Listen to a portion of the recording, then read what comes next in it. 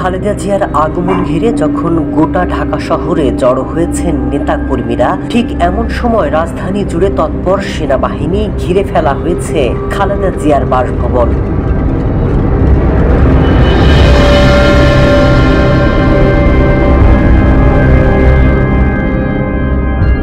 দীর্ঘদিন ধরে অসুস্থ খালেদা জিয়া এমন অবস্থায় আজই লন্ডন থেকে দেশে ফিরেছেন।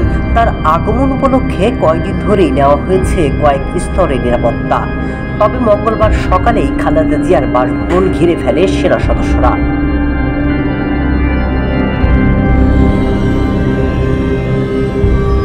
এদিকে নেতা কর্মীরা খালেদা জিয়াকে স্বাগত জানাতে এলেও দেওয়া হয়েছে নির্দেশনা। কয়েকটি স্থানে নেতাকর্মীদের সরিয়ে দিয়ে দখলে নিয়েছে সেনাবাহিনী।